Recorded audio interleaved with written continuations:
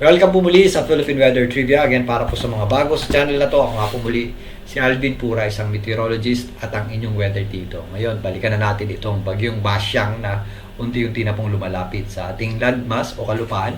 Yan po ay huling namata ng Pag-asa sa layong 655 kilometers east ng Hinatuan, Surigao del Sur. Yan po ay nandito sa dagat pa. Kanina po yung hapon.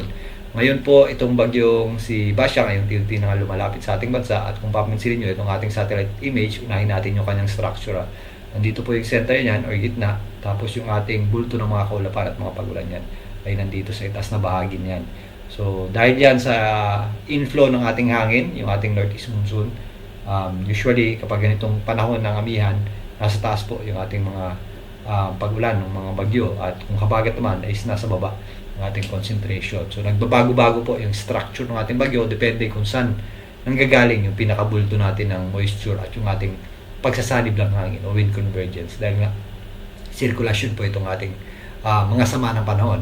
Ito pong bagyong Basyang ay kasalukuyan nasa tropical depression category pa din ng Pag-asa na nasa 55 kilometers per hour malapit sa kanyang gitna at kung minsan may mga pagbugso yang umabot sa 70 kilometers per hour. Patuloy po yung kumikilos, pakanluran, papunta po dito sa tinutumbok po niyan itong northern portion ng Mindanao, ito pong rehiyon ng Caraga.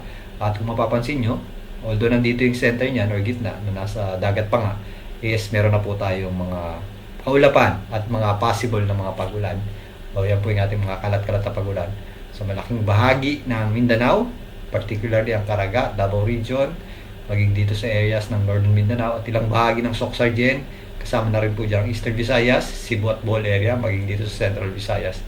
So, increasing pa yung ating rainfall, lalong-lalo na bukas hanggang sa darating na Biyernes. So, yung ating pinaka-peak ng pagulan with respect sa landfall nitong bagyong si Basyang ay maaaring bukas nga at sa darating na weekend. Silipin natin itong forecast track ng Pag-asa para dito sa bagyong Basyang. So narito ang pinakauling forecast track ng Pag-asa para dito sa bagyong Basyang. Nagsisimula na nga itong kumilos, pakanluran at tinutumbok nga itong rehiyon ng Caraga. At base dito, ang bagyong Basyang po ay posibleng maglandfall o tumama sa lupa dito po sa rehiyon ng Caraga. Maaari po yang bukas ng gabi hanggang early morning o madaling araw ng Friday.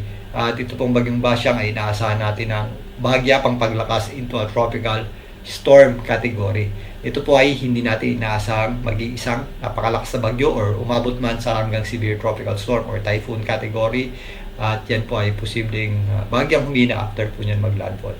At yung ating inaasahang paghina po niyan ay maaaring idulot ng pagbugso ng ating amihan sa darating na linggo hanggang Lunes. Dahil magkakaroon nga tayong another surge ng amihan na kung saan papasukin po ng dry air at malamig na hangin at yung ating wind shear din ang posibleng magpahina into a low pressure area dito sa bagyong Basyang maaaring sa darating na linggo or if masurvive niya po yan maaaring sa darating na Lunes. Pero sa may Sunday nandito na po yan sa may area ng West Philippine Sea. So yung ating direct effect ay magsisimula bukas. Sa ngayon nga yung trough umaabot na sa atin. Ang ating direct effect ay magsisimula bukas hanggang sa darating na Biyernes habang tumatawid po yan dito sa Caraga Region at Northern Mindanao, patungo dito sa Central Visayas, patungo naman dito sa areas ng Western Visayas mula Friday hanggang Saturday. Yan po ay nandito na sa may area ng Palawan at maging dito sa area ng West Philippine Sea sa darating naman na Saturday hanggang Sunday. As a tropical depression, base dito sa pinakauling track ng Pag-asa. Sa ngayon, dito sa Metro Manila, wala pa po tayong nakikitang direktang epekto sa pagtawid nitong bagyong Basyang. Dito po sa Metro Manila at sa mga karatig lugar nito, ang Calabarzon at Central Luzon, maging dito sa eastern section ng Northern Luzon, kasama po dyan ang Isabela at Cagayan. Pero by Saturday, coming to Sunday, so yung Sunday natin, ang pinaka-crucial dyan, dahil magkakaroon tayo ng inflow ng hangin patungo dito sa ating binabantayang sama ng panahon, which in turn, magdadala po ng mas maulap na panahon dito po sa Metro Manila. Yan po ay sa Sabado papuntang Linggo. At meron din po tayong madadagdagan po yung ating tsansa ng pagulan. So pagandaan din po natin yan. Although hindi kasing dami ng pagulan na maaaring dulot ng bagyong Basyang at nung kanyang inflow ng hangin is meron pa rin po tayong mga possible na pagulan. Dito sa Metro Manila, ilang areas ng Calabarzon at itong Central Luzon, particularly yung eastern section nito, yung mga areas ng Aurora, Bulacan, Nueva Ecija, Quirino, Isabela, at Cagayan. So yung ating dadaanan ng hangin na patungo dito sa area ng bagyong Basyang. So para siyang baliktad na habagat dahil nga nandito yung ating bagyo sa ibaba, yung ating hangin na nanggagaling dito ay nagkakaroon ng convergence. So kakaroon tayo ng mga posibleng pagulan dyan. Yun po yung ating pinaka indirect effect sa ilang areas ng ating bansa na kung saan malayo dito sa bagyong Basyang. Pero again yung ating pinaka malalakas na pagulan na maaaring idulot ng bagyong Basyang ay nandun po, malapit sa gitna nito, particularly sa itaas na bahagi nito. Silipin naman natin yan. Magmumula dito sa weather advisory ng Pag-asa. So pinapakita yan dito. So narito ang pinakahuling weather advisory ng Pag-asa para nga dito sa bagyong Basyang. Pinapakita dito yung ating mga possible na intense or heavy to at times intense rains. So yan po yung ating pinaka-peak ng pagulan para sa pagtawid ng bagyong Basyang. Yan po ay maaaring bukas hanggang sa darating na Biyernes. So maroon tayong mga possible nga na heavy to intense rains o yung ating mga 100 to 200 mm sa pagulan sa mga areas ng Caraga. Yan po ang areas ng Agusan del Sur, Surigao del Sur, Agusan del Norte, Surigao del Norte, kasama po dyan ang Siargao at Dinagat Islands, Southern Leyte, Bohol, Camiguin, Siquijor, Misamis Oriental, Misamis Occidental. So dyan po natin nakikita yung ating concentration ng pinakamalakas na pagulan. Kasabay po ng pagtawid nitong bagyong Basyang. Samantalang possible naman yung ating mga katamtaman at kung minsan malalakas na pagulan sa Samar, Eastern Samar, Leyte, Cebu, Negros Occidental, Negros Oriental, kasama na po dyan ang Iloilo at Guimaras, maging dito sa Lanao area, Lanao del Norte at Lanao del Sur, Bukidnon, Davao de Oro, Davao del Norte at Davao Oriental. Ito po ay sa darating na bukas po ng hapon hanggang sa darating na Biyernes. Given na patawid na po ang bagyong Basyang dito sa hilagang bahagi ng Luzon, particularly dito sa area ng Caraga. Again, yung mga ibang areas na walang kulay, possible naman po yung ating mga kalat-kalat na pagulan dyan. Mag-extend pa yan dito sa areas ng natitirang bahagi ng Visayas at ilang bahagi ng Bicol region. Lalong-lalo na kapag nandito na sa Western Visayas, ito po ang bagyong Basyang. Pero yung ating pinaka-concentration ng pagulan ay dito po sa mga areas na medyo malapit sa gitna, particularly sa itaas na bahagi ng pagtawid ng bagyong Basyang.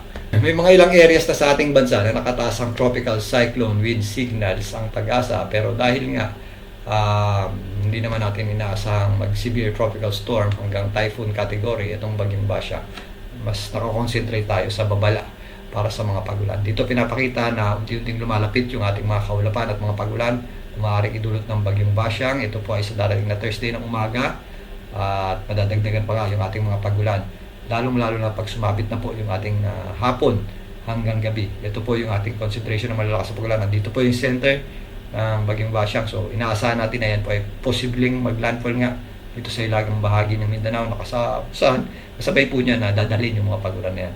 So meron din tayong convergence ng hangin na nagpapaulan naman sa mga areas dito po sa Eastern Visayas, Central Visayas at Western Visayas. At kung mapapansin nyo, ito po ay sa darating na Thursday ng gabi hanggang Friday ng umaga, nagtatraverse din o lumilipat yung ating concentration ng malalakas na pagulan. So habang kumikilos po ang bagyong Basyang, patawid dito sa areas ng Northern Mindanao, Central Visayas, Western Visayas, dala-dala niya rin po yung ating mga pagulan patungo doon sa kanyang direksyon na pupuntahan. Kasama na rin po yung effect ng ating shear line. So yung hangin na hinihila ng bagyong Basyang at yung salubungan ng ating easterlies. So kung mapapansin nyo, meron siyang parang buntot. Again, yung kino-compare natin kapag panahon ng habagat, so nasa itaas po yung ating mga pagulan sa ngayon. Kapag habagat naman is nasa ibaba, nagkakaroon tayo nga again ng parang buntot ng bagyo. So ganun din po dito sa bagyong Basyang. Ito po ay sa darating na Biyernes papuntang Sabado. So kumikilos po yan nandito na po yan sa may area ng Sulusi patungong Palawan sa darating na Biyernes hanggang Sabado, na kung saan nandiyan na po yung ating concentration ng mga pagulan, including dito po sa areas ng Mindoro at ang natitirang bahagi ng Mimaropa. At again, yung sinasabi natin kanina, meron tayong possible na indirect effect niya dito sa Metro Manila at mga karating lugar nito, gaya po ng mga areas ng Bulacan, Tarlac, Pampanga, Calabarzon. So yan po ay kagaya ng binanggit natin kanina, mula Sabado hanggang pagsapit ng Linggo. So again, ito po yun. So nandito na yung ating bagyo sa darating na Sabado hanggang sa darating na Linggo.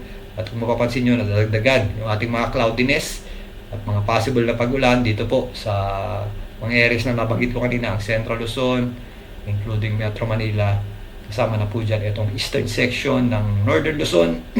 Kasama po dyan ang Cagayan at mga kabundukan ng Cordillera. So again, ito po ay inflow ng ating hangin na patungo dito sa ating bagyo.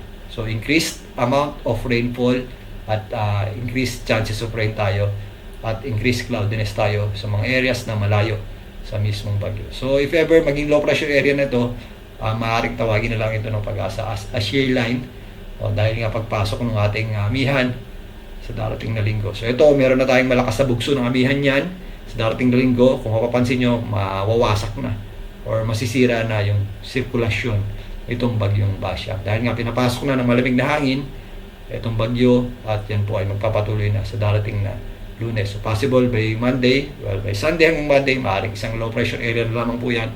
Pero again, dahil nandito po yung ating sirkulasyon, mas madadagdagan naman yung ating mga pagulan dulot ng ating shear line dito po sa eastern section ng ating bansa. Kaya again, mag-ready po tayo sa mga posibleng epekto ng mga pagulang maaaring idulot ng pagtawid ito pong bagyong Basia. Maging doon po sa indirect effect niyan.